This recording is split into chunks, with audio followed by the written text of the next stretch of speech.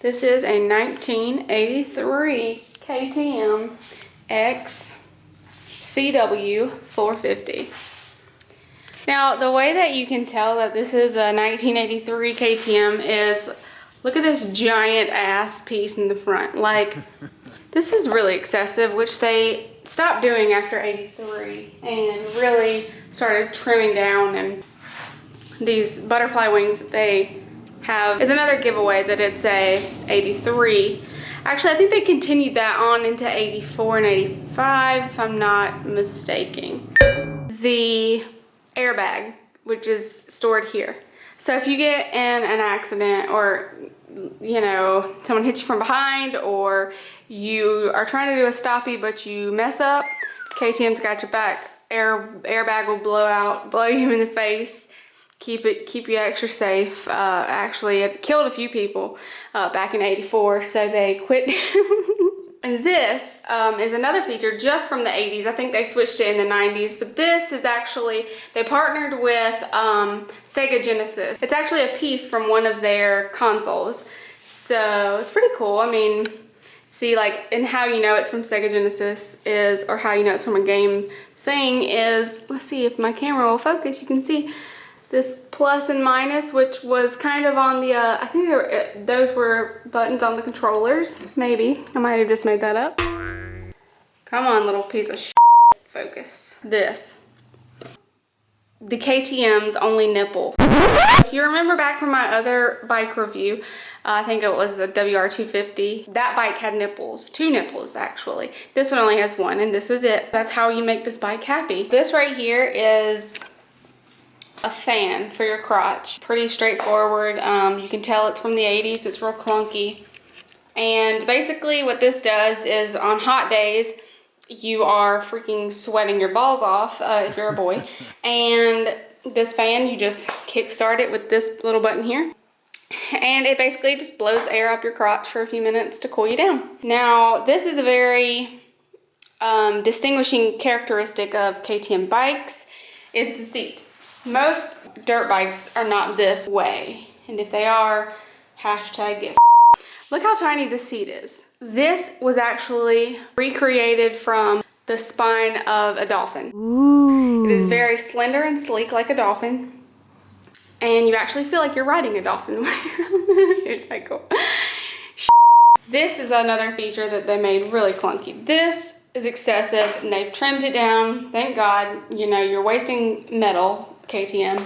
This is the exhaust pipe, way too big for this little tiny hole. This guy also has zip ties on his bike. I guess zip ties really just are popular among bikers. Yeah. Going in from out here, you can see this part of the bike is where you charge it. This is a battery here. You can see the little air slots for the fans, keeping the thing cool. Keeps the bike going or not going if you don't charge it. And that says oil on that cap, so obviously it's the oil. You're welcome. Duh. Now, as you can see, this bike is incredibly tall, at least for someone like me. I'm 5'5". I can't really show you, but it goes, the top of the bike goes up to my belly button, so that's pretty tall to me. That's why they've given shorties this pedestal to step onto.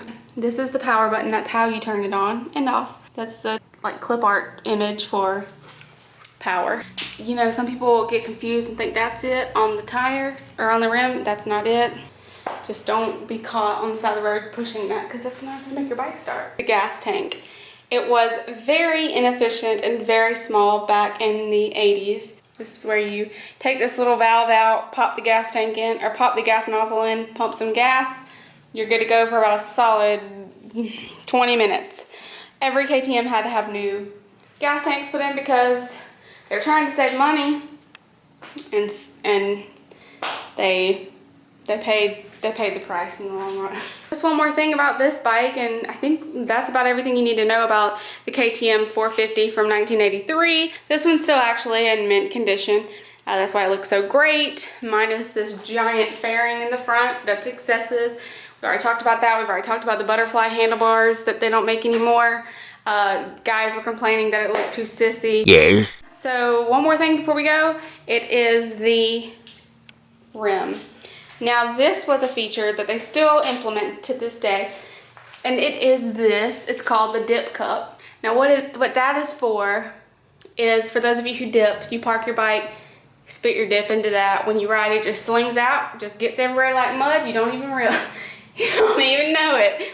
You don't even know it's dip. I can't say that. You don't even know it's dip. Powers it. That's what all these freaking cords are for, and zip ties. Everything holds it in place. All these bolts. Really shiny. Really shiny. I like it. I think that's all. That's all I have to say. Oh. Hi. Why the... See, now this is where another flaw from 1983. They put the mirror under the handlebar. Who's that gonna help? KTM wasn't winning any races back then. Couldn't see who was behind them. That's, you know, hello, duh. That was your KTM XCW450 review. Make sure to give this video a thumbs up if you liked it. If you want to know anything else about any other motorcycle, leave it in a comment below so that I can review it for you in the future. Thanks for watching. Toodaloo! The amount of contrast and like everything's far away, so you can blur the fuck out of everything except for the bike. 0.